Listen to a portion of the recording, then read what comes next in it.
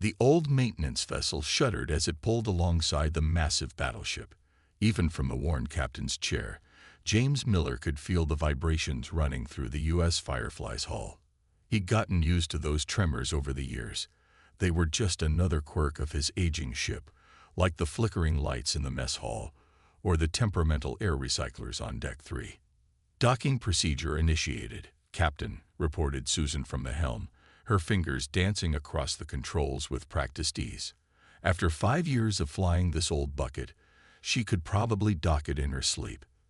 Through the bridge viewport, James watched as their ship's docking arm extended toward the U.S. Thunder, pride of the United Earth Fleet. The Thunder's sleek hull gleamed in the starlight, its weapon arrays and defense systems a testament to humanity's military might. Next to it, the Firefly looked like what it was, a cobbled-together support vessel that had somehow survived 20 years past its intended decommission date. "Incoming transmission from the Thunder, sir," called out Mike from the communication station. There was a slight edge to his voice that James recognized. They all knew what was coming. "Put it through," James ordered, straightening in his chair. The crew around him tensed, preparing themselves. The smirking face of Commander Richards appeared on the main screen. "Well, if it isn't the garbage scow. Come to deliver our supplies, Miller." James kept his expression neutral.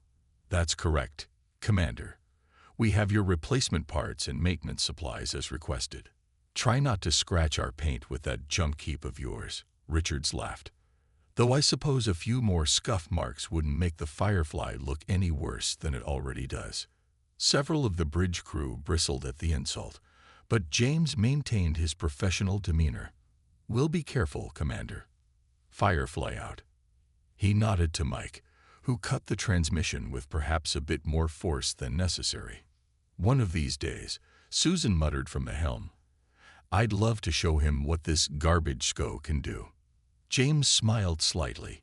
His crew might serve on the fleet's least prestigious vessel, but they were some of the best he'd ever worked with. They had to be. Keeping the Firefly running required more skill and ingenuity than manning any of the fleet's modern warships. "Engineering to bridge." Tom Walker's voice crackled through the comm system. "Captain, we're getting some unusual readings from the power core again." "Define unusual, Tom," James replied, concerned. The Firefly's core was a unique piece of work, the result of countless modifications and repairs over the years. Sometimes James thought it stayed running through sheer stubbornness. The efficiency ratings are fluctuating, but they're actually higher than they should be. Way higher. It's like the core is drawing power from somewhere else, but I can't figure out the source. Before James could respond, a new alarm started blaring. Multiple ships dropping out of FTL. Mike announced, his hands flying over his console. "Reading 5. No, 7 unknown vessels. Large energy signatures." James leaned forward in his chair. "Show me." The main screen lit up with the sensor display. 7 massive ships had appeared at the edge of the system, their designs unlike anything in human records. As they watched, more vessels continued to emerge from FTL. "They're not responding to hails," Mike reported tensely. "Wait. Incoming transmission, all frequencies." A deep, resonant voice filled the bridge. "Attention, human vessels. You have been found wanting. Your technology is primitive, your defenses inadequate. Surrender now, and you may be permitted to serve the Dominion." James watched as the Thunder's weapon systems came online, its massive hull turning to face the threat. Around them, other fleet vessels began moving into defensive positions.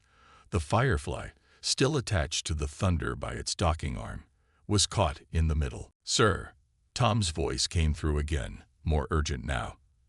"The power core. It's reacting to something from those ships. The energy patterns are going crazy. Get us loose from the Thunder," James ordered Susan. "But stay close. We might need to help with evacuations if this goes bad." He knew the Firefly's role in combat. They weren't meant to fight, but to save lives where they could. The alien vessels opened fire. Streams of eerily beautiful energy weapons lashed out at the human fleet. The Thunder's shields flared as they took multiple hits but held. Other ships weren't so lucky. "The Ross is in trouble," Susan reported. "Direct hit to their engines. They're losing power." "Take us in," James commanded. "Prepare for emergency transport of their crew." As they maneuvered toward the stricken vessel, one of the alien energy beams struck the Firefly's port side. James braced for destruction. Their shields were decades out of date, barely able to stop micrometeors, let alone advanced weapons. But destruction didn't come. Instead, the ship shuddered, and every display on the bridge lit up with unprecedented energy readings. In engineering, Tom was shouting something about power levels that shouldn't be possible. "What just happened?" James demanded. "Sir," Tom's voice was filled with disbelief. "The core. It absorbed the energy from that weapon. Completely absorbed it. And it's integrating the pattern somehow. I've never seen anything like it." James stared at the redouts, then at the alien ships continuing their assault on the fleet. A crazy idea began forming in his mind. "Tom, can you figure out exactly how the core did that? And if it could do it again?" "Already working on it, Captain. But you need to see these readings. Our jury-rigged systems, all those modifications we've made over the years, they've accidentally created something new, something that might just give us a chance." As the battle raged around them, the crew of the Firefly began to realize that their old, patched-together ship, the one everyone mocked as the weakest in the fleet, might be hiding capabilities that no one, not even they, had imagined. The garbage scow was about to prove its worth, and James Miller had a feeling that Commander Richards would soon be eating his words. Looking at his crew's determined faces, James allowed himself a small smile. Sometimes the best weapons were the ones that no one saw coming, even if they looked like they belonged in a scrapyard. The bridge of the U.S. Firefly erupted in chaos as more alien vessels emerged from FTL. The ship's outdated sensors struggled to keep track of the mounting threats, their displays flickering with each new arrival. James Miller gripped his captain's chair tightly, watching as the pride of the human fleet engaged the mysterious Dominion forces. "The Thunder's shields are failing," Mike called out from his station.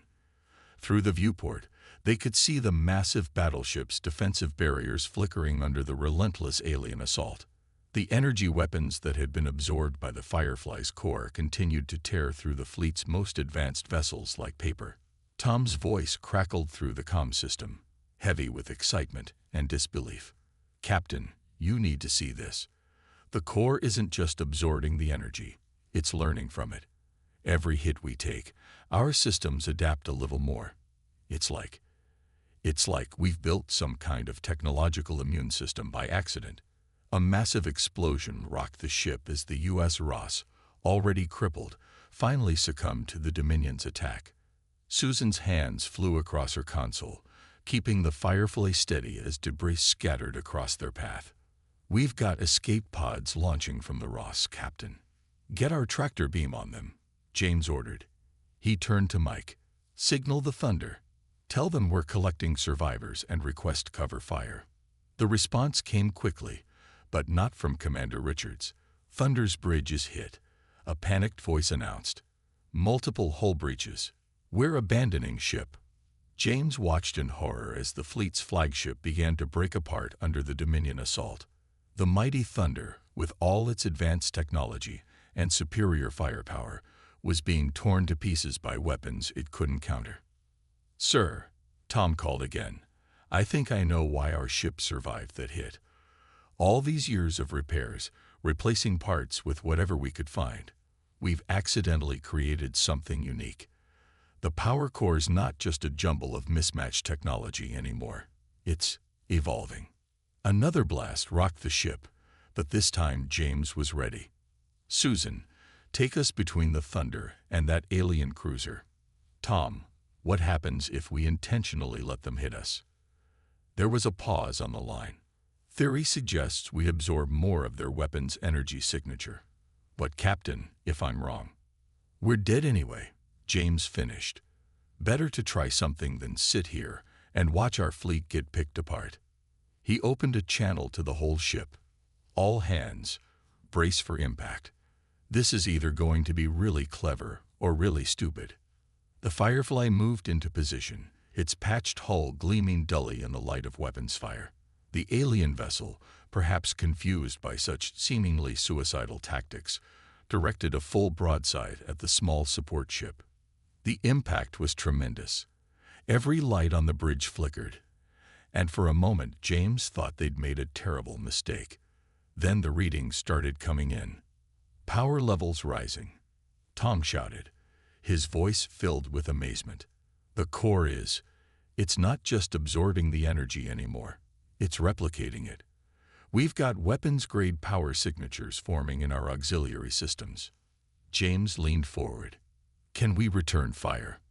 Not exactly, Tom replied. But I think we can do something better. Give me 2 minutes to reconfigure the maintenance beam array.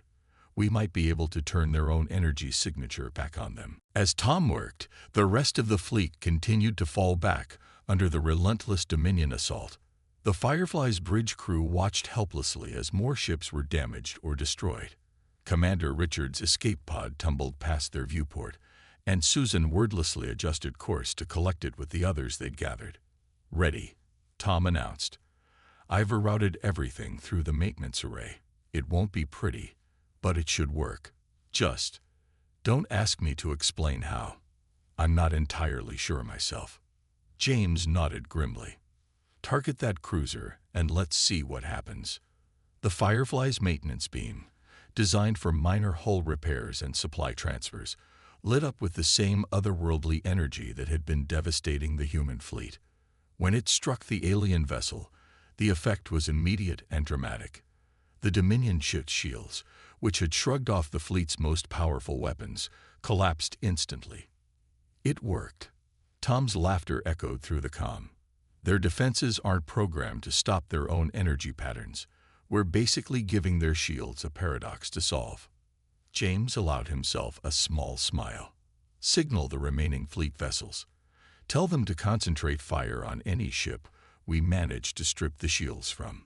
He turned to Susan. Think you can dance us through their formation? Susan's hands were already moving across her console. They're big and powerful, sir, but they're not very agile. This old girl might not look like much, but she can run circles around them. For the next 20 minutes, the Firefly darted between Dominion vessels, its jury-rigged systems turning their own weapon signatures against them. One by one, alien shields failed, allowing the remaining human ships to score telling hits. The massive invaders, caught off guard by this unexpected resistance, began to fall back. They're retreating, Mike announced as the last Dominion ships jumped to FTL. The bridge crew cheered, but James kept his eyes on the tactical display. The victory, while significant, had come at a terrible cost. Half the human fleet lay in ruins, including its flagship.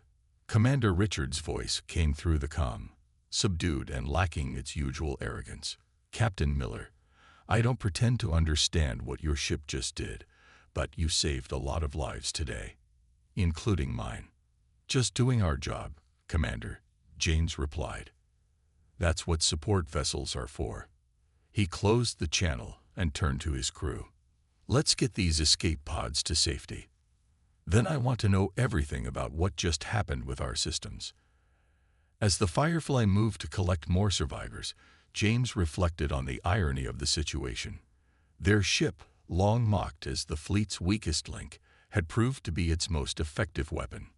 Not because of superior technology or overwhelming firepower, but because of its crude, adaptable nature, the very thing that had made it an object of ridicule. Engineering to bridge, Tom called.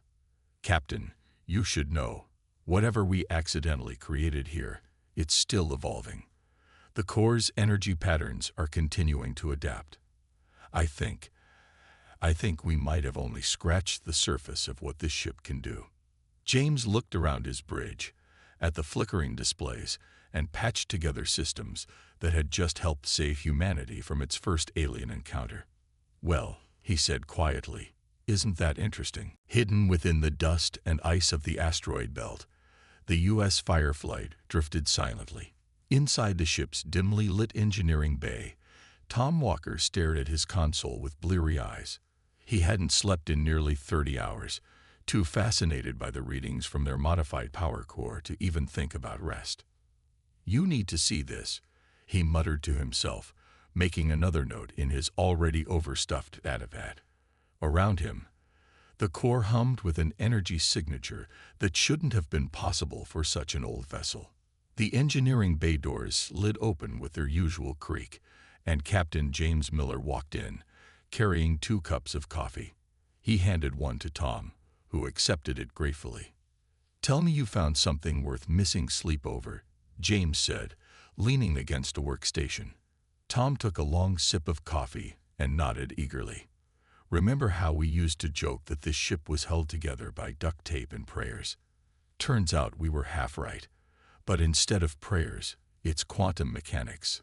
He pulled up a holographic display showing the Firefly's internal systems. "Look at this. Every time we repaired the ship, we used whatever parts we could find. Different technologies, different generations of equipment, even some experimental stuff that never made it into mass production. Normal ships can't work that way. Incompatible systems cause interference, power losses, cascading failures. But the Firefly works just fine," James noted. "Most of the time, anyway." "That's just it," Tom exclaimed. "It shouldn't work at all. But all those mismatched parts created something new. The power fluctuations we've been seeing for years. That was the system learning, adapting, finding ways to make incompatible technologies work together. When the Dominion hit us with their weapons, it was just one more piece of foreign technology for the ship to integrate." The captain frowned thoughtfully. "You're saying our ship taught itself how to use alien weapons? Better than that." Tom brought up another display, this one showing energy patterns from the recent battle. "The core doesn't just copy their technology, it understands it. Every modification we've made over the years created new quantum pathways. The whole ship has become one giant adaptive matrix." A new voice joined the conversation. Like a technological immune system, Anna Reed, the ship's science officer, walked in carrying her own datapad. "I've been analyzing Tom's findings. The quantum interactions between our mismatched systems created something similar to biological adaptation. The more different technologies the ship encounters, the better it gets at integrating them." James looked between his 2 officers. "And you're sure about this?" Anna nodded. "I've run the simulations a dozen times. What we've accidentally built here, it's revolutionary. Traditional ships are designed to be perfect and unchanging. The Firefly adapts because it has to. It's the only way all these different systems could work together." "Captain to the bridge," Susan's voice came through the comm. "We're picking up some strange readings from the outer edge of the asteroid field." James straightened. "On my way." He turned to Tom and Anna. "Keep working on understanding our new capabilities. I have a feeling we're going to need them soon." On the bridge, Susan's hands moved carefully over her console, adjusting their position among the asteroids. "The readings are getting stronger, sir. Whatever it is, it's big." "Show me," James ordered. The main screen displayed a massive energy signature moving through the asteroid field. As they watched, it resolved into a familiar and unwelcome shape. A Dominion warship. "They're searching for us," Mike said from his station. "This is the 3rd patrol we've detected this week. They're not giving up." James studied the tactical display. The Dominion ship was powerful, but it moved with obvious difficulty through the dense asteroid field. The Firefly, smaller and more maneuverable, had a clear advantage in this environment. "Tom," he called through the comm, "what's the status of our adaptations?" "Better than ever, Captain," Tom replied excitedly. "The core's been integrating that weapons data we absorbed. Anna thinks we might be able to do more than just copy their energy signatures now. We might be able to improve on them." James raised an eyebrow. "Improve how?" "Their weapons are powerful but inflexible," Anna cut in. "They're designed to overwhelm any normal defense. But our system is learning their patterns, finding weaknesses. We might be able to create variations they're not prepared for. The captain considered this information, watching the Dominion ship's slow progress through the asteroid field. An idea began to form, dangerous, but potentially game-changing. How much of their technology do you think we could absorb before the core reaches its limit? He asked. There was a pause before Tom answered. Theoretically, there might not be a limit. The more we absorb, the more the system evolves to handle it. Why do you ask? James smiled grimly. Because that patrol ship out there is going to help us test your theory. Susan, plot an intercept course. Mike, send word to Fleet Command. Tell them we're about to get them some very useful intelligence on Dominion technology. The bridge crew exchanged excited looks. They all knew what their captain was thinking. The Firefly's unique abilities made it the perfect ship for this kind of mission. Where other vessels would be destroyed by close contact with superior Dominion technology, they could learn from it, adapt to it, and potentially even master it. Course plotted, sir, Susan reported. We can use these larger asteroids for cover until we're in position. Tom, Anna, James called, get ready to record everything. If this works, we'll know more about Dominion technology than anyone else in the fleet. He settled into his captain's chair, feeling the familiar vibration of the ship's engines. Let's go show them what the fleet's weakest ship can really do. As the Firefly moved silently through the asteroid field, its systems hummed with possibility. The ship that had been cobbled together from spare parts and obsolete technology was about to become humanity's greatest source of intelligence on their new enemies. The crew, once mocked for serving on such an old vessel, now found themselves at the forefront of humanity's defense. Tom's voice came through one last time before they moved into position. Captain, I should mention, every time we absorb new technology, the ship's capabilities become harder to predict. We're in uncharted territory here. James watched the Dominion ship grow larger on their screen. Good, he replied. I like unpredictable. It's about time someone surprised them for a change. The Dominion patrol ship never saw them coming.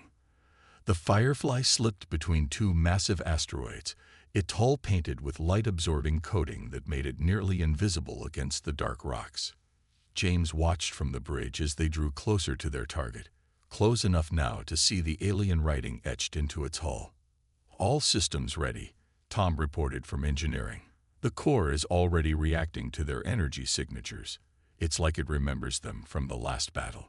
Susan's fingers moved with delicate precision over her console, guiding their ship through the debris field.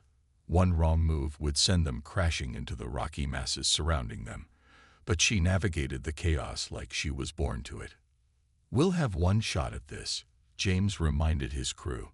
Once we engage, every Dominion ship in the system will know where we are. The plan was risky, but it was their best chance at understanding the enemy's technology. They would get close enough for the Firefly's adaptive systems to absorb and analyze the Dominion ship's active scanning beams, relatively weak energy emissions that wouldn't immediately alert the patrol to their presence. In position, Susan whispered, though there was no real need for quiet in space. James took a deep breath. Tom, begin passive scanning. Anna, record everything. The Firefly's cobbled-together sensors reached out invisibly, tasting the edges of the Dominion ship's energy field. Data began flowing into their systems, and the power core hummed with growing intensity. This is incredible. Anna's voice was filled with wonder. They're scanning technology. It's not just looking for ships. They're searching for specific energy signatures. They're hunting us, Captain. They want to know how we survived their weapons. A sudden alarm blared through the bridge. They've spotted us. Mike called out. Their weapons are powering up. Hold position, James ordered, even as his instincts screamed at him to retreat. Tom, how much more data do you need? 30 seconds. Tom's fingers flew across his engineering controls. The core is adapting faster than ever. It's not just learning their scan patterns, it's improving them. The Dominion ship turned ponderously toward them, its weapon ports beginning to glow with that familiar deadly energy. But James noticed something different this time. The energy signature wasn't quite the same as before. "They've modified their weapons," Anna reported, confirming his suspicion. "They're trying to counter our absorption ability." James allowed himself a small smile. "They're afraid of us. The mighty Dominion is afraid of the fleet's garbage SCO." He keyed the ship-wide comm. "All hands, prepare for close combat. Susan, on my mark, take us right at them." "Sir." Susan's voice held equal parts excitement and concern. "You want to charge a Dominion warship?" "That's exactly what I want to do." "Tom, how's the Corps holding up?" "Better than ever, Captain. Whatever changes they made to their weapons, our systems are already adapting. The more they throw at us, the more we learn." The Dominion ship fired, its modified energy beam lancing out through space. Instead of trying to dodge, Susan kept them on course, flying straight into it at James's command. The impact shook the entire ship, but the familiar hum of the power core grew stronger. Warning lights flashed across every console, then began turning green one by one as their systems absorbed and adapted to the new energy pattern. "Got it," Tom shouted triumphantly. "Their modifications actually made it easier for us to understand their technology. The Corps is—" "Wait." His voice trailed off in surprise. "Captain, we're not just absorbing their energy anymore. We're redirecting it, amplifying it." James watched as new tactical options appeared on his display. Their jury-rigged weapon systems had integrated the Dominion's technology and were offering firing solutions he'd never seen before. "Multiple Dominion ships entering the area," Mike reported tensely. "They're surrounding us." "Good," James replied, surprising his crew. "That's exactly what we want. Tom, Anna, show me what this ship can really do." The Firefly's power core pulsed with newly absorbed energy, sending waves of power through systems that had never been designed to handle such forces. But instead of overloading, the mismatched technologies worked together in ways their original designers would have thought impossible. Beams of energy shot out from the Firefly's maintenance arrays, each one carrying a different modification of the Dominion's own weapon signature. Where a single energy pattern might have been blocked, this constantly shifting assault overwhelmed their defenses. "It's working," Anna exclaimed. "Their shields can't adapt fast enough to our variations. We're actually forcing them to fall back." James watched as the mighty Dominion ships, each one large enough to carry 100 Fireflies, began to retreat from their tiny vessel. The impossible was happening. Humanity's oldest, weakest ship was driving back the most powerful enemy they'd ever encountered. "Signal coming in from Fleet Command," Mike announced. "They're tracking multiple Dominion vessels breaking orbit and retreating from human space. Whatever we're doing, it's scaring them off." The bridge crew cheered, but James kept his focus on the tactical display. "Send everything we've learned to Command. They need to understand what we've discovered about their technology." He turned to his crew, "And we need to prepare for what comes next. The Dominion won't take this humiliation lightly. They'll be back, and in greater numbers. Let them come." Tom's voice was filled with confidence. "Every time they hit us, every weapon they use against us, just makes us stronger. The Firefly learns and adapts. And now we can teach the rest of the fleet to do the same." James nodded, looking out at the retreating Dominion ships. Their victory today was significant, but he knew it was only the beginning. The real battle was still to come. But for the first time since the alien ships had appeared in their space, he felt true hope. The Firefly, once mocked as the weakest ship in the fleet, had become something entirely new. A constantly evolving weapon that turned the enemy's strength against them. And as the crew celebrated their victory, James couldn't help but wonder what other surprises their old ship had in store for them. "Plot a course back to Fleet Command," he ordered. "It's time to show them exactly what the fleet's weakest ship can do. And then," he smiled at his crew, "then we're going hunting." The war room of Fleet Command fell silent as James finished his presentation.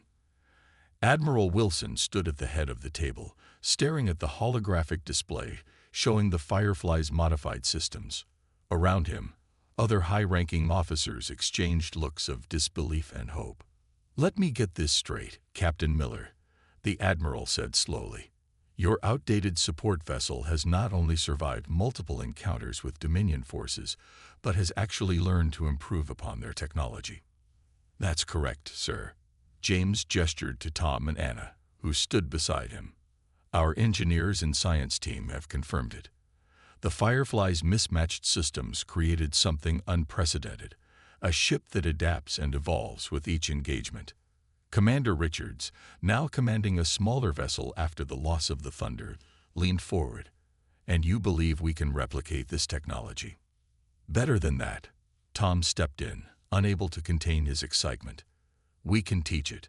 The Firefly's core has mapped out how different technologies can work together. We can use that knowledge to modify other ships in the fleet." The room erupted in discussion, but a sudden alert cut through the noise. Multiple Dominion signatures detected. A young officer called out, "Largest fleet yet. They're on an attack vector for Earth." Admiral Wilson turned to James. "How long would it take to modify our remaining ships with your technology?" "Too long," James replied grimly. "But we have another option. The Firefly can act as a shield for the fleet. Our adaptive systems can protect other ships while they engage the enemy. We just need them to follow our lead." The Admiral studied the tactical display showing the approaching Dominion armada. Hundreds of ships, far more than their previous encounters. After a long moment, he nodded. "Do it. The fleet is yours to command, Captain Miller." Within hours, the Firefly led a formation of human ships out to meet the Dominion fleet. James stood on his bridge, watching as the massive alien vessels emerged from FTL. Their weapons were already charging, filling space with ominous energy readings. "They've upgraded their weapons again," Anna reported from her station. "The energy signatures are more complex than before." "Good," James replied. "The more complex their technology, the more our systems can learn from it. Susan, move us to the front of the formation. Tom, prepare to extend our adaptive field around the nearest ships." The Firefly's power core hummed with energy as they took position. Behind them, the remaining ships of the human fleet fell into formation, trusting their lives to the protection of what had once been their weakest vessel. The Dominion fleet opened fire, filling space with devastatingly powerful energy beams. But as each blast struck the Firefly's defensive field, its systems adapted and evolved. The energy was absorbed, analyzed, and redirected, creating a protective barrier that extended to nearby ships. "It's working," Tom called out excitedly. "The core is processing their weapons faster than ever. Each shot makes our defenses stronger." James watched as the Dominion fleet's initial assault proved ineffective. "Signal the fleet to begin their attack run. Focus fire on any target we designate." He turned to Anna. "Find me their weakest points." The battle that followed would be remembered as one of the most extraordinary in human history. The Firefly darted through the Dominion formation, its constantly evolving defenses protecting nearby human ships, while its modified systems turned the aliens' own weapons against them. Where the Dominion expected to find a weak and primitive fleet, they instead faced an enemy that grew stronger with every attack. Their superior technology, which had served them across countless conquests, was being analyzed, adapted, and improved upon in real time. "Their flagship is changing course," Mike reported. "They're trying to regroup." James allowed himself a small smile. "Not this time. Susan, take us straight at their command ship. Tom, give me everything the core has learned about their weapons. Let's show them what human ingenuity can really do." The Firefly accelerated toward the massive Dominion flagship, its systems now humming with power that would have been impossible for such an old vessel just weeks ago. Energy collectors that had once been simple maintenance beams now pulsed with improved versions of Dominion technology. As they closed in, the alien vessel fired everything it had at them. But each blast was caught, analyzed, and transformed by the Firefly's adaptive systems. The energy was refined, improved, and sent back with devastating effect. "Their shields are failing," Anna announced triumphantly. "The modifications we made to their weapons, they can't defend against them." James keyed the fleet-wide channel. "All ships, concentrate fire on the flagship's exposed sections. Time to end this." The combined firepower of the human fleet, led by the Firefly's enhanced weapons, tore through the Dominion flagship's weakened defenses. Secondary explosions rippled along its massive hull as critical systems failed. "They're sending out a general retreat signal," Mike reported, his voice filled with disbelief. "The entire Dominion fleet. They're running." The bridge crew watched as the mighty alien armada broke formation and fled, their supposedly invincible ships running from the fleet they had come to conquer. As the last Dominion vessel disappeared into FTL, cheers erupted across all channels. Admiral Wilson's voice came through the comm. "Outstanding work, Captain Miller. You've just changed the course of human history. The Firefly will go down in history as the ship that saved Earth." James looked around at his proud crew.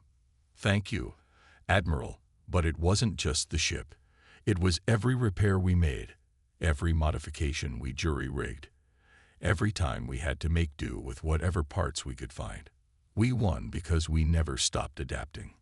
In the days that followed, the Firefly's unique technology began to be incorporated into other ships of the fleet.